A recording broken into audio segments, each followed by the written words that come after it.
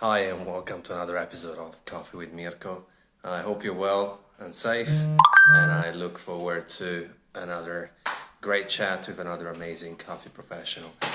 Today we'll be hosting Maxwell Colonna, and I'm just looking forward to having an awesome chat with this cat in the coffee game. Thank you all for tuning in and enjoying this episode. I really appreciate all your love and support, whether it's a screenshot of the live, whether it's you sharing, or whether it's mentioning us onto your stories, tweets, Facebook. But without further ado, Maxwell is in, so we'll bring him on.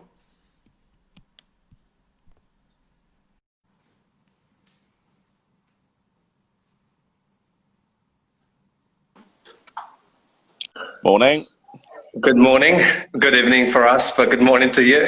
Yeah, good evening to you. Yeah. What time is it there? About 6 p.m. Oh, loads of time. Just beginning. Correct. And looks nice and sunny over there.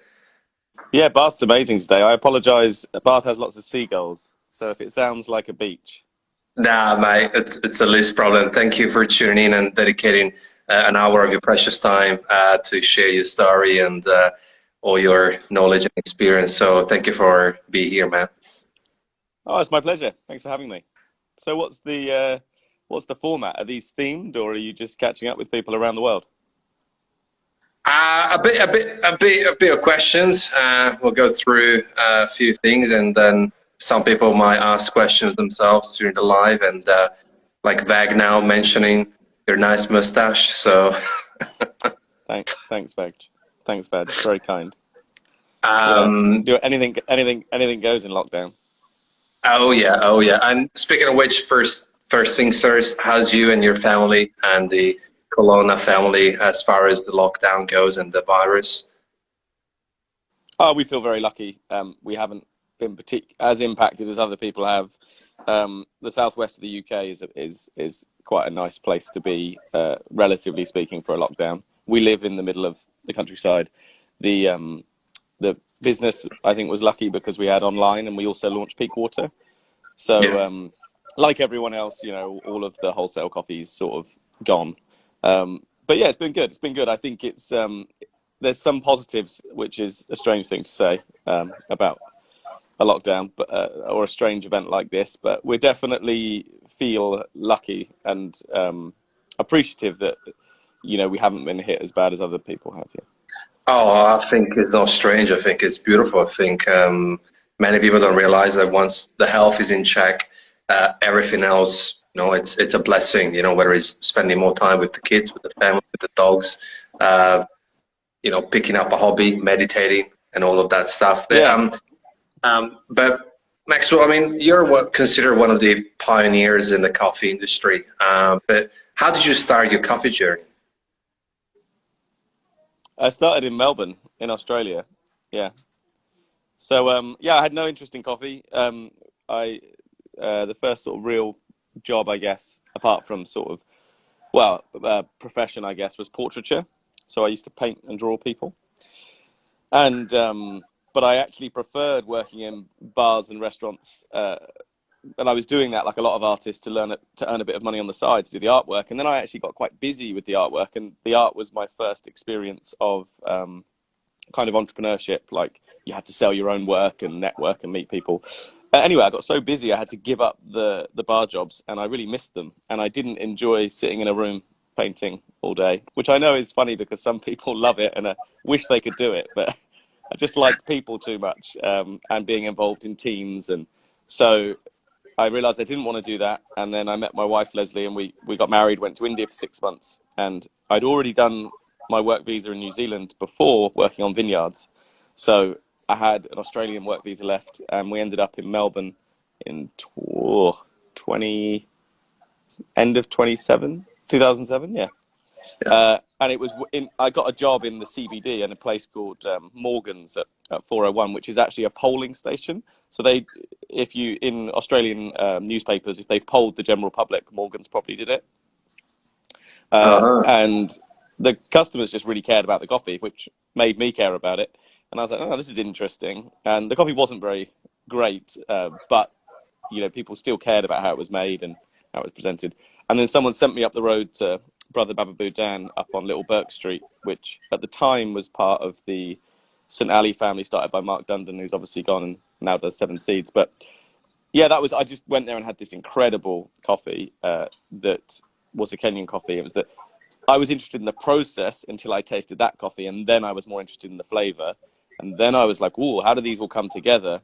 But I was also, I'm quite a sort of, I like difficult things and challenging things. And I realized that even in Australia and around the world at the time, what we call specialty was super underground. Like, it was really struggling to speak to customers. And I think that's beginning, you know, in the UK, the concept has gone so much more mainstream now that it's so much easier to talk to people about. You know, they're not surprised when you talk about coffee like wine or beer or something. But it was really unusual then, and I became passionate about the idea of starting a cafe that forced that conversation in a positive way. Yeah, and that all happened in the. We visited all the roasteries and cafes around Melbourne on our weekends. Worked in busy cafes in the week, and just used the experience to soak everything up. The best training I did was with a guy called David Makin, who now owns Axel Coffee, and all the courses I'd done before that around Melbourne were very much prescriptive. They were like, you know, this is how you should brew, this is how you should do this, and none of it made sense to me. And I've always been I'm a bit skeptical of authority. I'm like, is that true? Like, so I think that's how I ended up in this sort of innovation side of coffee, because I just a very curious person who questions stuff, not for the sake of it, but just genuinely because I want to understand it. And his was the first course where he said, well, there is no rule really. We don't understand this, we don't understand this, but these are the averages and these are the things we as an industry use. And I thought that was interesting. And that was the beginning really. Came back to the UK and started an events business, serving coffee at music festivals and stuff. And that wasn't that was fine. But it wasn't about coffee. Those events are super busy. Half the people just don't care. There's long queues. And it was interesting and fun for a couple of summers. And then we knew we wanted to open a destination shop and go back to that idea of creating something that people could travel to and we could do something different with. Yeah. Yeah, and I think destination is such a key word in Melbourne too. You know, I think it's a common word. And I mean, you name a few big cats like Mark Dundon and David. So it's definitely a good playground in Melbourne. And then you won just a few barista competitions. Obviously, you like a challenge, like your deadlifts, and yeah. and well, and actually, you, I prefer deadlifting to barista competitions. Because so basically I got into barista competitions. Partly David was I was like, oh, that's interesting. When I was in Melbourne, the most interesting training and conversation was coming from people who'd done competition. And I was like, that's interesting.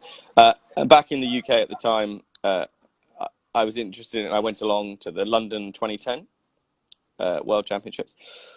Yeah, and then I take things really seriously. So when I wanted to compete, I sort of would work in the shop 7 days a week, train every evening, and took part in 2011 as the first year. I got through to the final, but dropped one of my signature drinks on one of the judges. But basically, yeah, I won in 2012, and honestly, at the time, I just didn't think about the World Championships or what it meant, but the World Championships is an incredible platform, especially if you can get quite a long way through. And I was always interested in the barista competitions as a platform rather than as a pure game, which is why you see in my routines, I wasn't necessarily just ticking the boxes of a score sheet.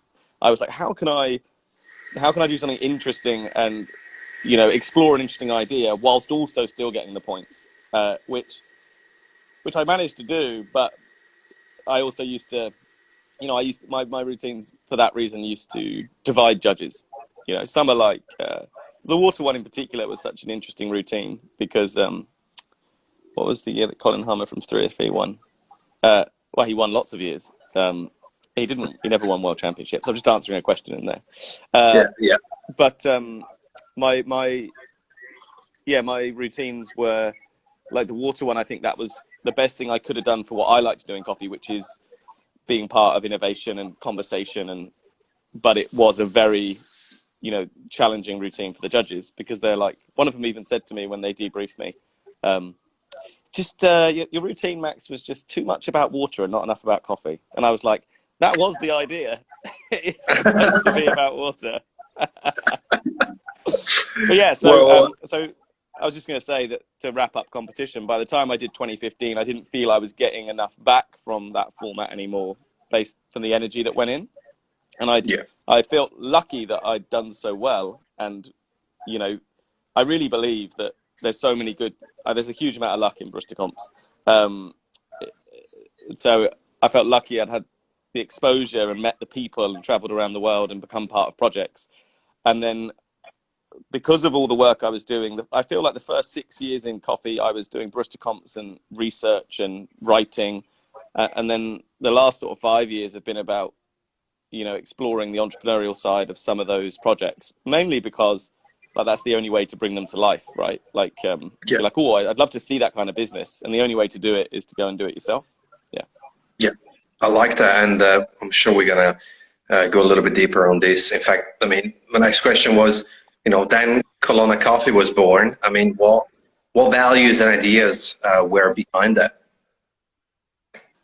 Yeah, so the shop, the original shop in Bath, Colonna and Smalls, is coming up to 11 years old now. And after 2015, I sort of finished the championship in Seattle.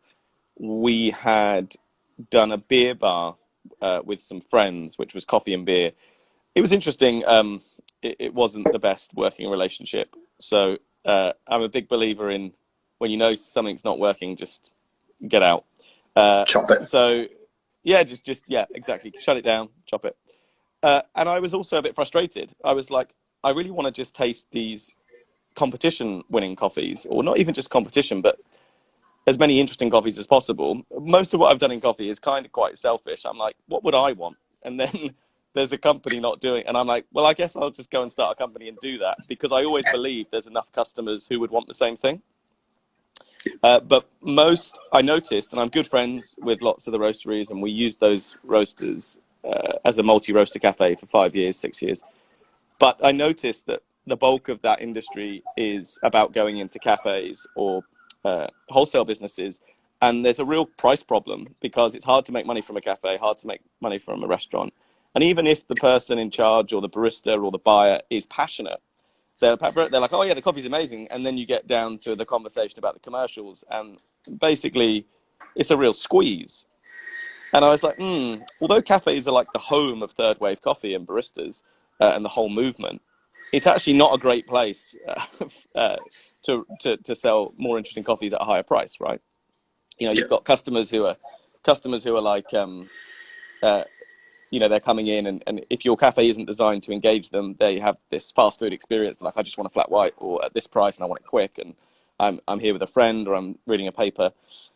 So I thought the interesting, if you look at anything boutique, it doesn't have to be coffee, the interesting boutique stuff generally sells far and wide to less people. So less people per sort of capita, or per city, or per town, but all around the world. And me and Chris had published the Water Book in 2015, and I was surprised at how many we sold for such a niche, expensive textbook. And they were all around the world, mostly not in the UK, mostly the US. I'm sure we would have sold a lot more into other countries if we had done translations. But the problem is, translating a book about water science is not as easy as it sounds. Well, I don't think that sounds easy, but I was like, oh, this is interesting. And I'd done the barista competitions and the blogs, and I was like, my audience that I've sort of built up is very global. So why don't we start Colonna, not focus on wholesale cafes, but focus on an online store and shipping around the world to this audience who are really keen just to get hold of interesting coffees. And that was the beginning of Colonna in 2015. And at the same sort of time, sort of end of 2015, beginning of 2016, I became fascinated for the same reason with capsules, which is, again, there was a movement in coffee where people were questioning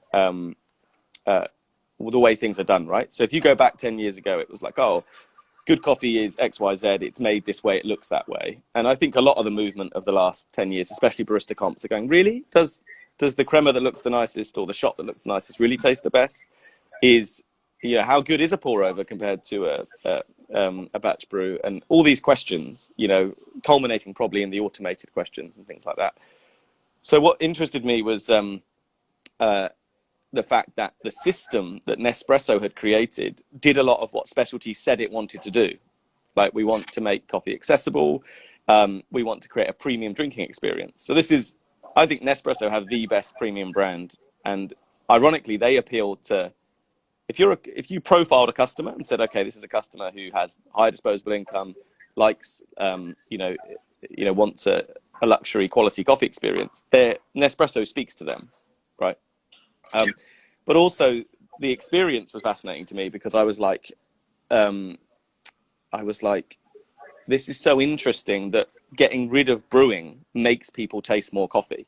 Because if you sell someone a bag of coffee, the whole conversation about a bag of beans is, okay, I buy one bag, I open it, okay, it's starting to oxidate and it's starting to degas. Okay, I'm going to make this coffee in the morning that's going to take me 5-10 minutes. It's not about tasting different coffees. That's all about the ritual around one bag of coffee, right?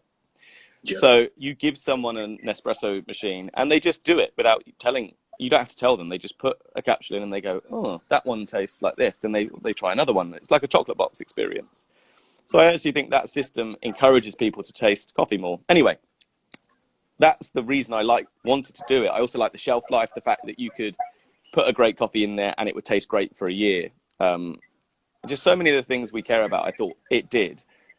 But it's very challenging, huge amounts of money to start up a line, loads of problems. Nespresso booby-trapped their machines, all these issues. But yeah, so I sort of did those at the same time, but the capsules made us also cemented the business as a straight-to-consumer business more.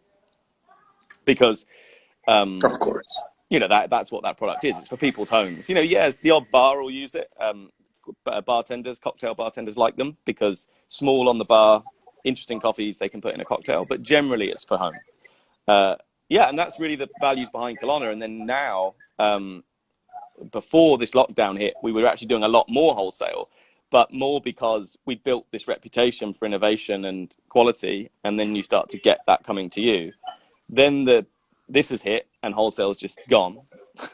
So so it's sort of like we like I like collaboration as well. So we do some interesting collaborative coffee projects. People might not know we roast the coffee for. If people want to make a coffee product that is a higher quality and do something interesting, they generally that's who we want to work with, basically. Yeah. I like that. And look, I think innovation and on Nespresso and, people like Nespresso, Starbucks, I mean, look, they're killer with the marketing as well. I think, the whole catch Nespresso, what else, the whole George Clooney. And you're right, it's like a niche market. And with little money, you have a fancy little pretty things on your counter. And, you cannot give it an experience, isn't it? And it's so simple that I think child-proof. Yeah, I think what's interesting is specialty, what we call specialty or third wave or whatever.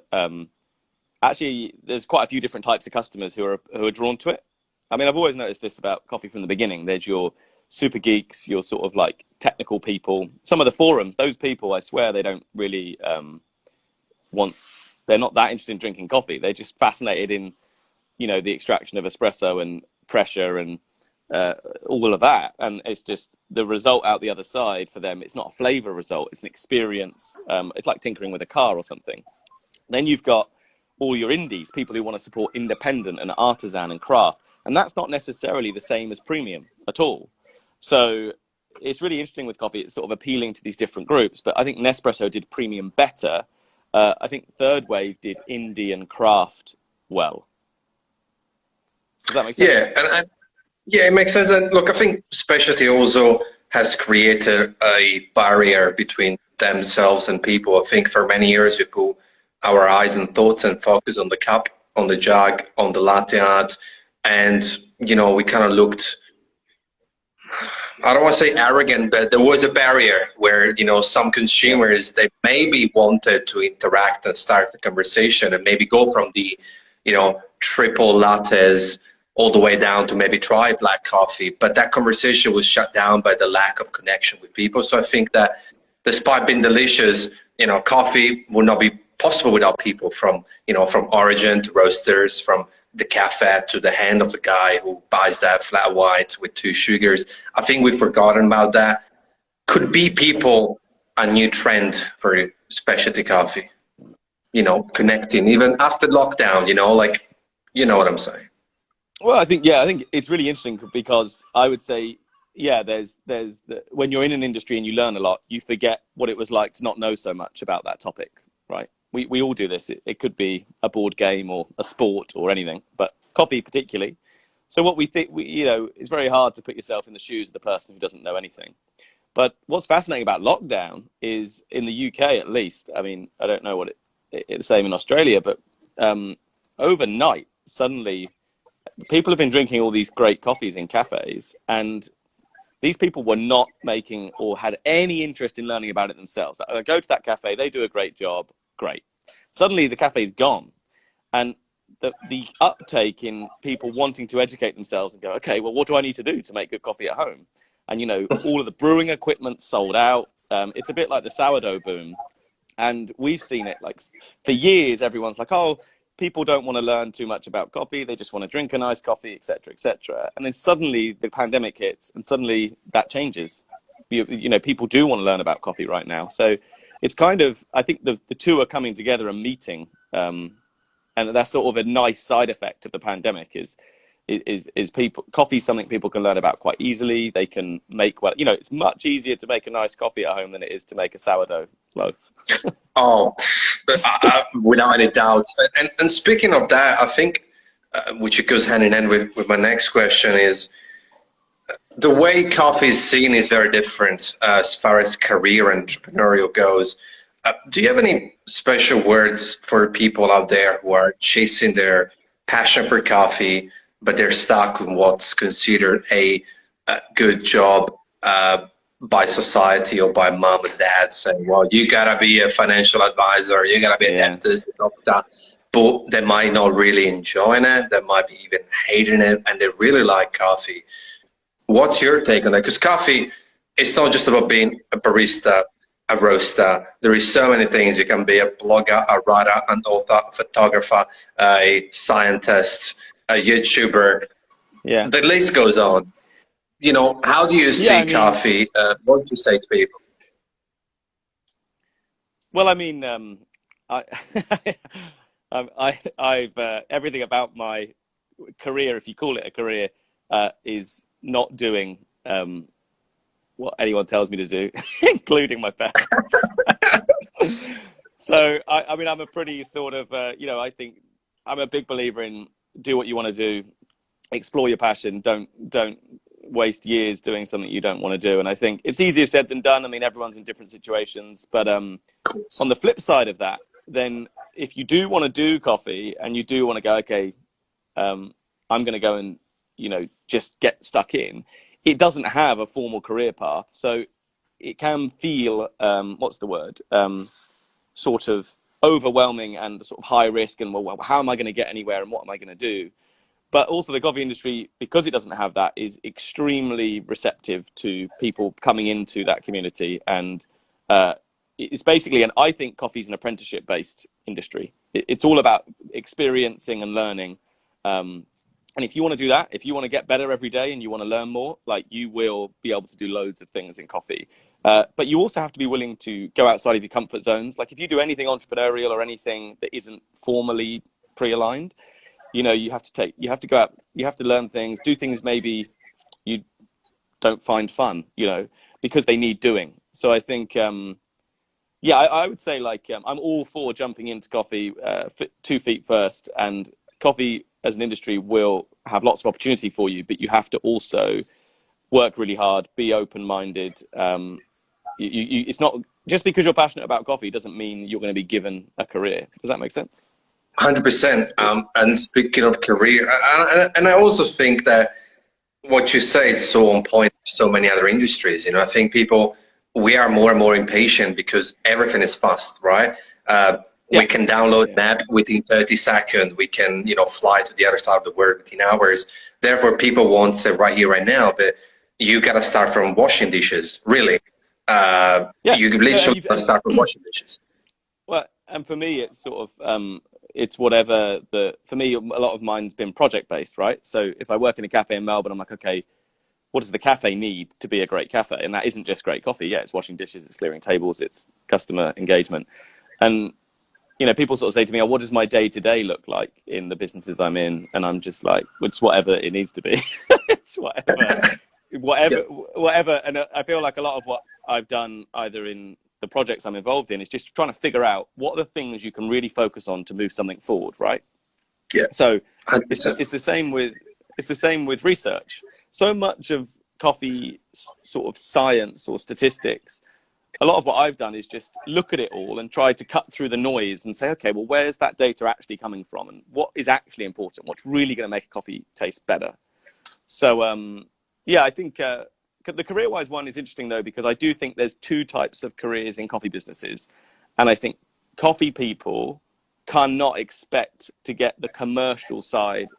So if you decide that you want to do coffee, you want to become a coffee person, that means a certain set of opportunities. It means, you know, baristas, barista trainers, maybe if you're a managerial type cafe manager, um, it means potentially QC, roasting, production roasting, head of coffee roles, training roles.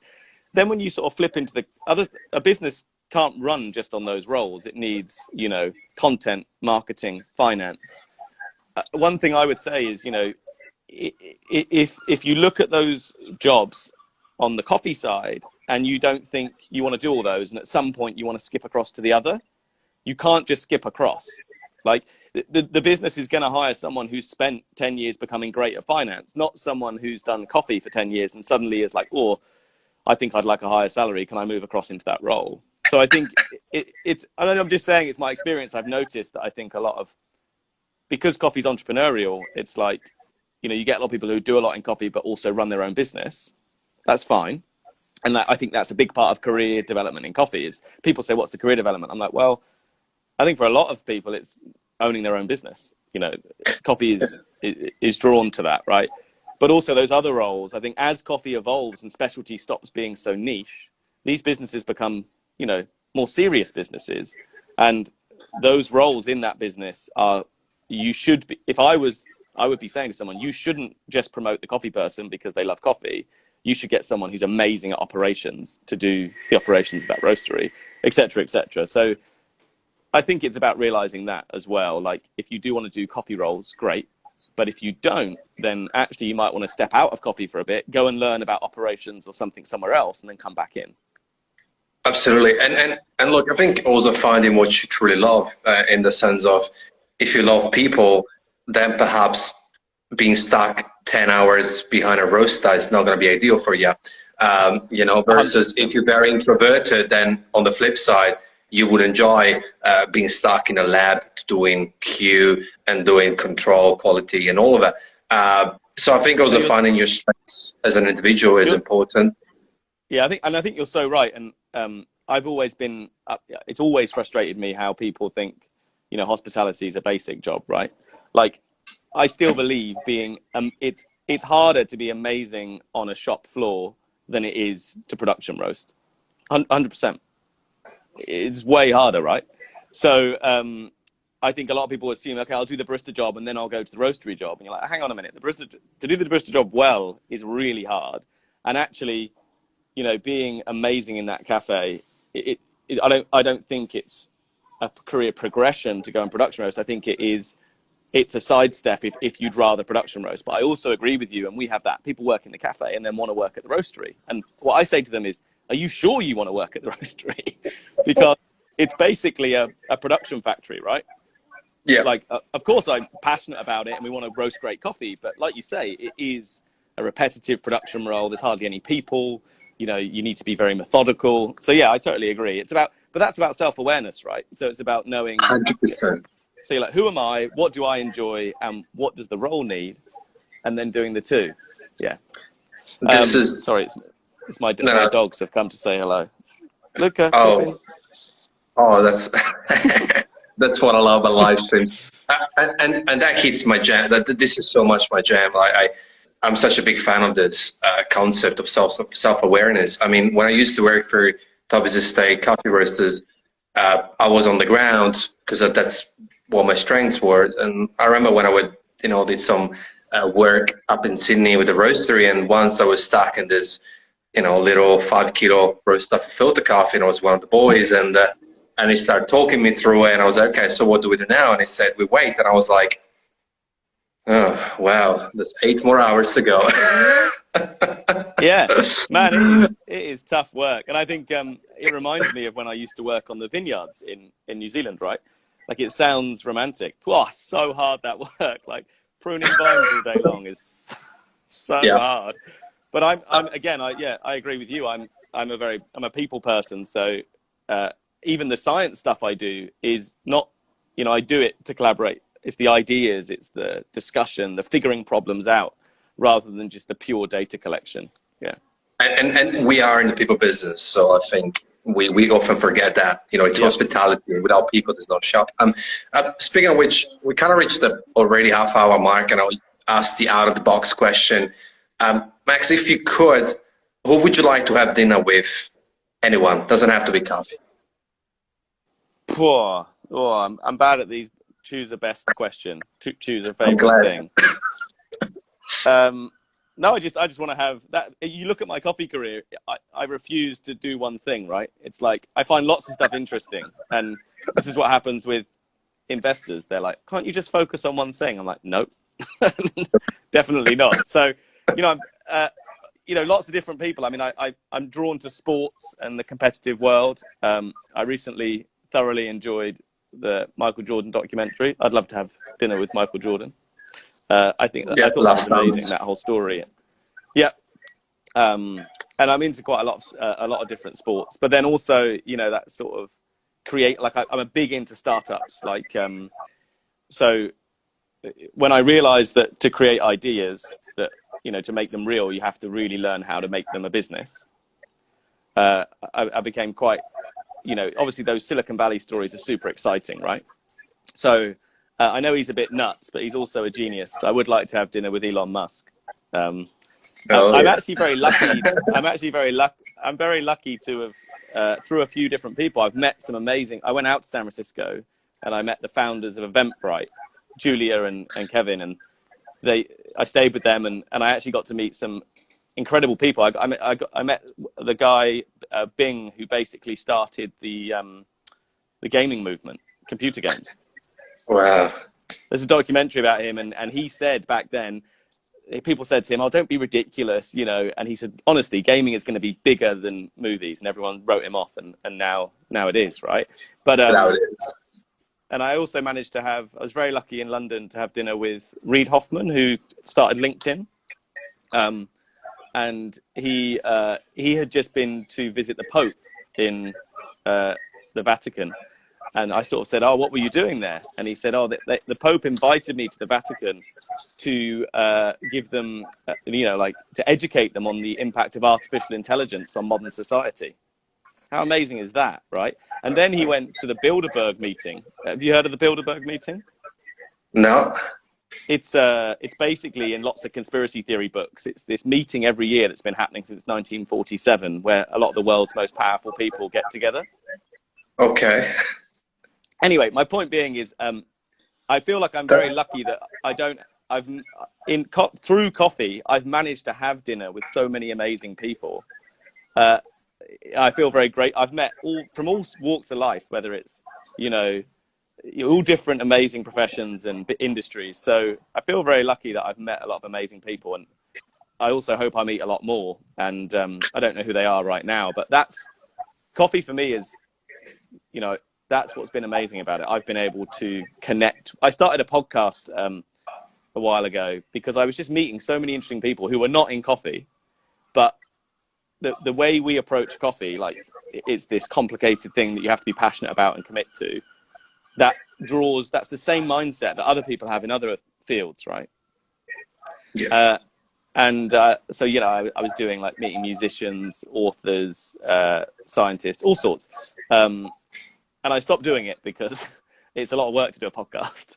I'm sure it's a lot of work for you to do this. But Yeah, a little bit. yeah. So I mean, it's a sort of a bit of a different answer to your question, probably. But yeah, I feel like I met amazing people, and I hope I keep meeting more amazing people. Yeah.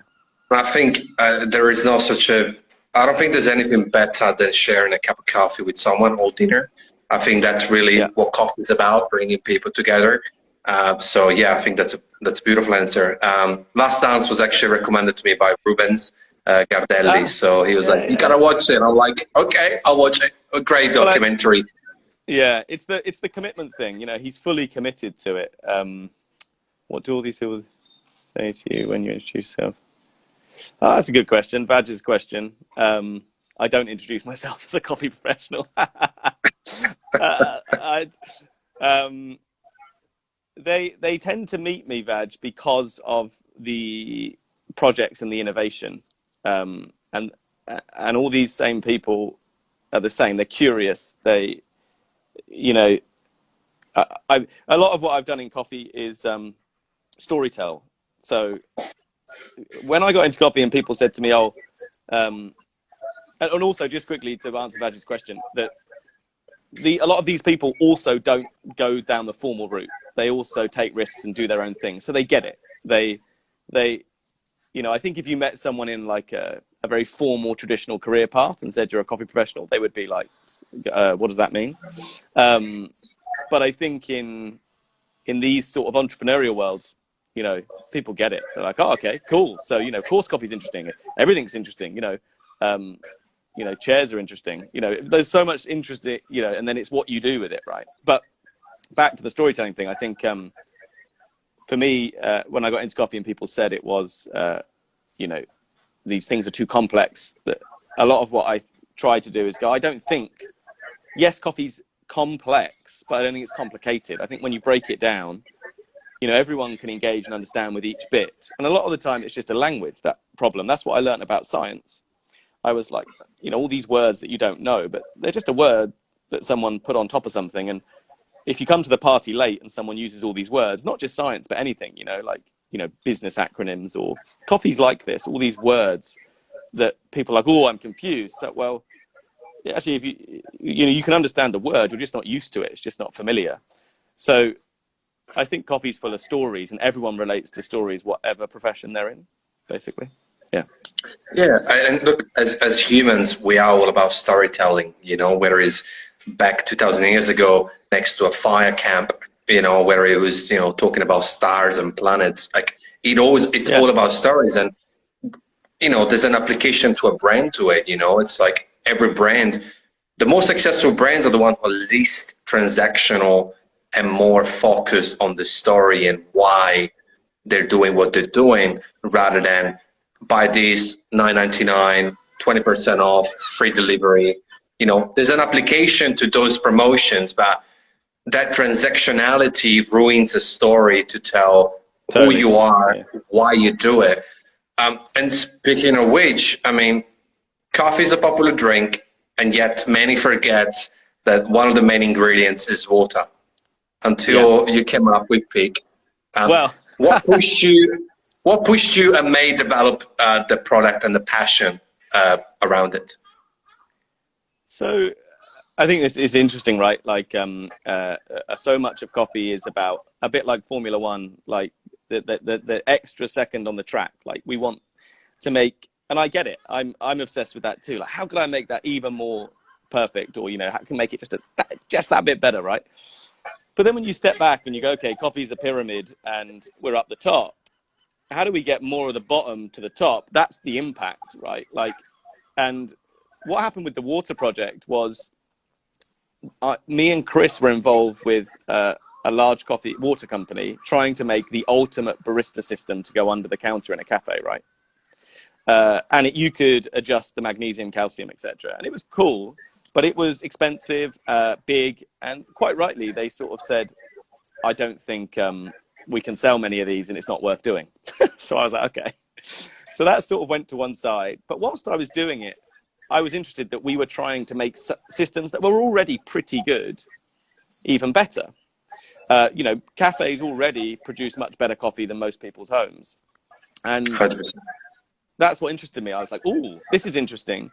These systems that are normal in cafes, you know, people don't have this at home. And the more that roasters and cafes have educated their customers and said, hey, you know, you need to use this grinder and you need to come on the brewing course, the more and more the customers are like, I can't get it to taste the same. And the more and more it's the water. So rather than trying to make the perfect water, I was like, wouldn't it be cool just to get these systems into a jug, like a Brita jug? That was it. That was the idea, right?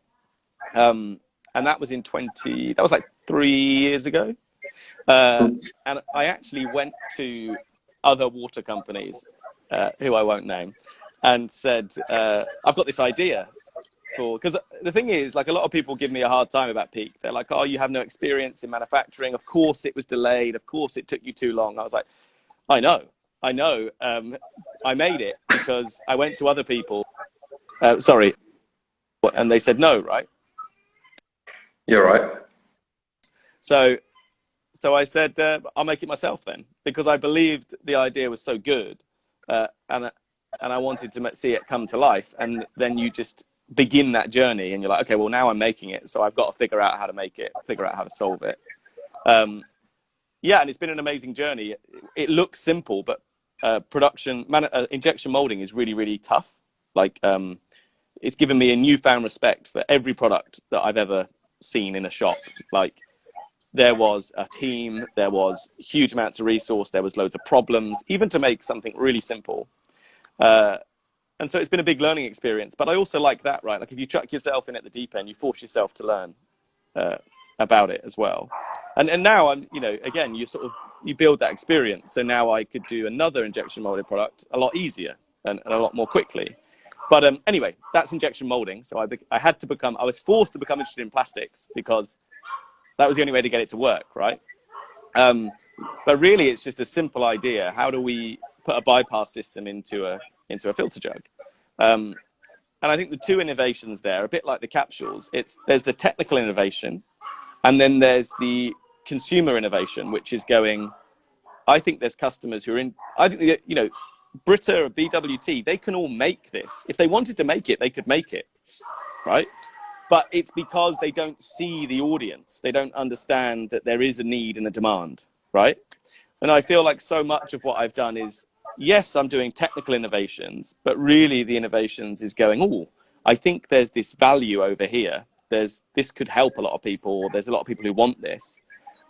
And the thing is, in most organizations, we all get used to doing what's been done before, because we go, okay, this is what works. This is who our customers are. And that's why innovation within a bigger company, especially when it comes to new audiences, is really, really tough.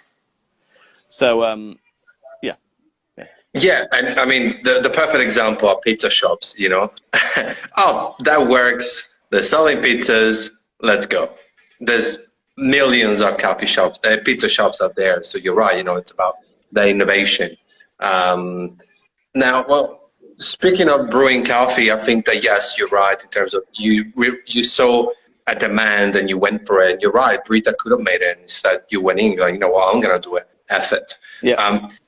Where do you see the area with most room for improvement when it comes to home brewing for people who are going to rewatch and re-listen to this? Yeah, so I would say after water. I honestly believe that there's three things that really have the biggest impact on coffee brewing. I think it's the coffee, obviously, which and by that I mean the coffee in the bag. So it's a mixture of the green coffee, the roast style packaging. Then there's the water, and the other one's the grind. Like, I believe that so much more can be done in grinding. It's annoying. Grinding is really annoying. And actually, I do with the capsules, the aluminium ones, we use a roller grinder. Roller grinders are amazing. All of the grinders but I don't think they can just be improved in people's homes. I actually, you know how I think the water systems are already quite good in cafes. I think grinders in cafes are not good. So I actually believe there's a lot to improve in cafes with grinding and in people's homes. Yeah. Are we gonna see a grinder eke? Or, I think No, maybe you're gonna design a new grinder. I am But involved in a grinder project. Yeah. there you go. I didn't know. Well, I'm excited. Maybe in a few months we'll retune in and you tell us that that's going. So, um, but and another thing that I think you can add a lot of value as far as as far as this conversation is going. Uh, Yeah. Sorry, I'm just um, laughing at the conversation and the comments about the name Peak. Yeah, there is already a yeah, grinder called Peak. Marconic. It was Yeah, funny because I was I really liked the name Peak for the jug, and I felt bad about using it because of the grinder. But then, and also don't be offended, Malconic, but I didn't think they did a very good job with the name. So I was like, I'm going to take the name and use it for a water jug. But I think they'd be yep. upset. I think they'd be upset if I used it for a grinder as well. Yeah. But I'm sure you purchased a few of their products in the past, so it's okay. Um, Yeah. Yeah. uh, Something that I think you touched base earlier on about making coffee accessible globally. This really interests me because, in comparison to wine, I find that coffee, once it's roasted, a lot of times it's consumed more locally than globally. I think there is a Yep. potential to bridge that gap and bring more coffee, more homes around the world. You know, Yep. Well, what, I think there's, what, go on. no, please, that's No, it. go on. Oh, no, I was going to say, I agree with you. And I actually believe this is where brewing technology is because of coffee brewing. That's why coffee's local, because it has to be fresh, has to be in a bag. Most roasters, they're 90 to 100% of their audience is just their country, right? But this is where brewing technology is interesting and storage is interesting. One of the innovations I'm working on is processing green coffee to make it, because it gets too dehydrated to ship. But a lot of this storage challenge we have, freshness and quality, is why coffee's local. I've had a few producers, Colombian producers approach me, and Yemeni producers, about capsules, because they realize that if they get their coffee, they can put their coffee as a producer in a capsule, ship it anywhere in the world and sell it. And that customer doesn't say, was it made locally? The capsule customer just goes, great. Is it a great coffee in a capsule? Brilliant. Right. So, I'm doing that. I'm doing a Mozambique one, a Yemeni one, and a Panama one. These different producers, helping them get their coffee in a capsule so they can go straight to the consumer. But single serve. I think it's going to be really hard to beat single serve. One of my favorite innovations is a Dutch company called Spin with two N's, and it's basically a centrifugal brewing system, and it's basically an all-in-one bean to cup you can program as the roaster your brewing parameters into it. I think the challenge we still have with coffees is hoppers, putting beans in hoppers and taking them out of hoppers. That's why single serve is so powerful. But single serve's problem is, and this isn't really the problem people think it is, but we do want to reduce the waste of single serve, right? But actually, single serve is very, very efficient, and I don't mind talking about reducing waste of single serve. In fact, I'm passionate about it. How can we make single serve even better? But what I don't like is coffee people thinking that them having an espresso or a V60 is 1,000 times better. It's actually very wasteful with coffee, very wasteful with hot water, and overall the carbon impact of a V60 or an espresso is worse than a capsule, right? So, but I believe that single serve is the way to get coffee is to get people to drink coffee more globally from one producer or one roaster. Yeah, I like that. And, something that Klaus Thompson, Coffee Collective, said yesterday, and I liked it, was about even the flavor of coffee. Coffee is like he described it like a statue. You can look at that statue in so many angles, like a piece of art. And I think it's so true in terms of, whether it's an AeroPress, a V60, and, even Scott Rouse said on the podcast, said, well, I'm always actually wrong, you know, like it's keep watching the statue from different angles. So, you know, I think the snobbiness of, oh, well, single use or a tea bag for coffee or capsule, it doesn't matter. It's just about keep getting that conversation of innovation flowing, just ultimately to look Well, at coffee from angles. yeah, I also think so. I'm fascinated by consumer behavior, and the internet's amazing for that because what does Oh, someone click on, etc. But I also think if you work in branding, I've always been fascinated by branding and marketing, and there was a professor at Bath who comes in the shop, and his first lesson every year with the new students was he goes around the room and he says, everybody think of a brand that is rubbish that you hate, right? And everyone thinks of a brand, and then they go around the room and they're like, like, oh, I think Costa's rubbish, or I think, Ugg boots are rubbish. And he goes, okay, you're all wrong. The fact that you thought of that brand means it's successful, right? And what he said is, it just doesn't appeal to you. Now, but you are not the customer. So your job in marketing and branding is to go and put yourself in the shoes of the customer, right? And I hear conversations in coffee when people are like, an individual is speaking on behalf of what they think everybody else wants, or how everybody else thinks. And there's always, Twitter's really bad for this, or, these small echo chambers where, sure, everyone's entitled to their opinion and that's what you think. But actually, there is, it's trying to go, okay, well, for example, someone has one of my capsules and goes, well, it's not the best coffee I've ever had. You're like, okay. So, and they're like, but it tastes of the farm and I can taste the origin and the flavor. And you're like, yeah, exactly. That's the point, right? And then somebody who's into Nespresso tastes it and is like, wow, I've never tasted anything like this. So I think you have to put yourself it's really hard to do, but we should all do it more than ever with the challenges of the world, and, you know, between individuals and communities, and that is to try and put yourself in the position of other people. And I think that's what coffee is now doing, is going, okay, how can I understand those customers rather than just focus on my customers? Yeah. That's beautiful. I like that you touch base on brand and marketing, and that story from the professor. I'm gonna recycle that, because and I think also the problem with marketing agency as well that I find is that often they work around industry that they don't understand. So that's actually how my agency was born. And this is not me promoting, because it's 18 people who never, probably don't even have a cafe. But basically, my social media marketing is only for the coffee industry and the hospitality industry, because I know, it's been 9-10 years that I'm in it, which is still, I don't know, nowhere near as much as you or others. But how the hell could I market a plumbing product or a Well, I think you new make it, I mean, service that I don't understand? So I think it's also relevant to be, you need to be able to understand what you're marketing and branding.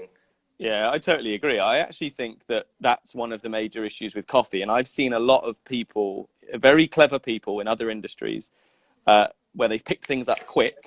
They go, oh, I can just do coffee. And then they start doing it and they're like, oh, this is way harder than I thought.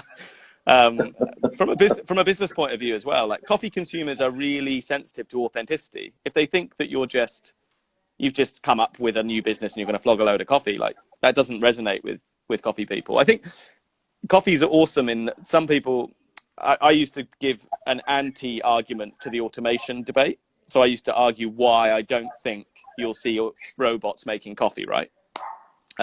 There's lots of reasons, and that's a whole talk. So I can't do all that right now. But the comparison is actually, everyone talks about convenience, right? Everyone says convenience is king. That's never true. Convenience it's always a Venn diagram of convenience and quality and price and all of that together, right? So the automation, actually, if you look at the coffee scene, it's not that technological. It's actually more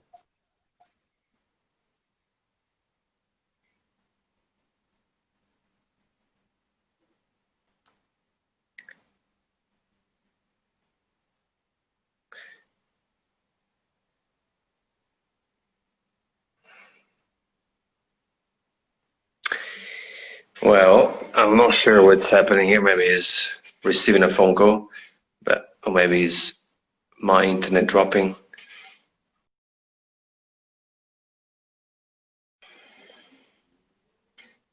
All right, so I think Max has just dropped out, so we'll wait for him to pop back in.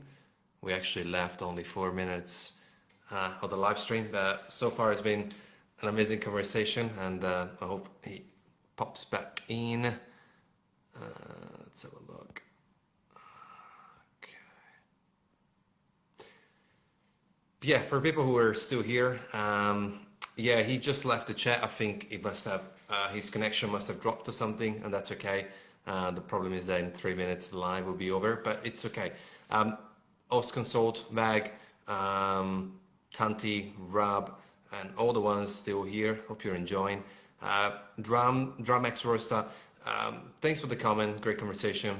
This will be turned into a podcast on all major podcast platforms and our YouTube channel, so you can catch up all the other 43 episodes again. And yes, let's answer that question. So I'm gonna unpin it. Let's have a look if he's back. Not yet.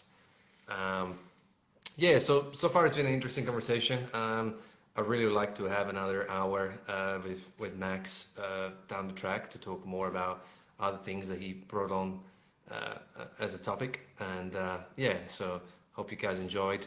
And I was going to almost close the episode in a matter of minutes after that last question. We'll see if we can bring him back on real soon. Let's have a look.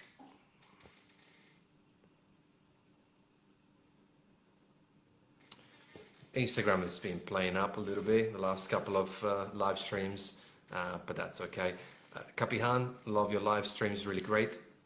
Thank you. I love to have you here. I love to all of you enjoying it. They're gonna get better and better. Now they're very rustic. They're very prompt. I don't have a setup, as you can see. I'm just in my living room with my bike in the background, no lightning, and we're just doing what you're doing. And I was just bringing the coffee community together and just trying to do exactly what Max was talking about, which is just spread love for what we love. I love people, I love talking, and a podcast format just works really well with me. And I have other projects I'm working on. Excited to bring them to life to you real soon.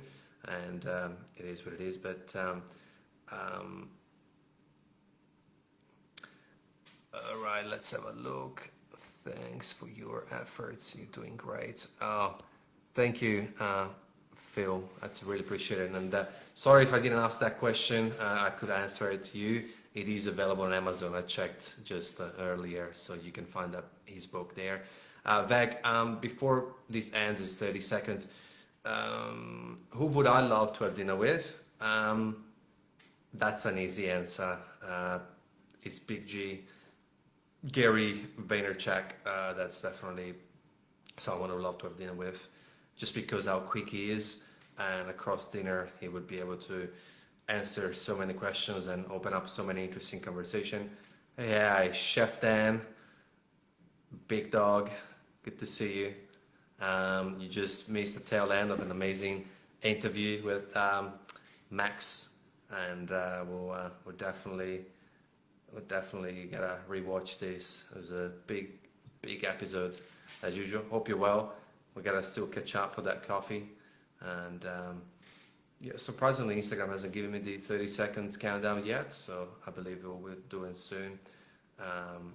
And yes, Bag, Gary does 7-minute meetings, but it will be dinner, so I'll make sure it's a long dinner. Yeah, that's someone that I would love to have dinner with, I reckon, and amongst plenty of people. Here is the countdown for the internet, for the Instagram live. So hopefully I can bring back Max back to just say a final goodbye. If not, if I can, because maybe he's on a phone call, business phone call. Thank you for tuning in. We'll see you tomorrow with Mathieu.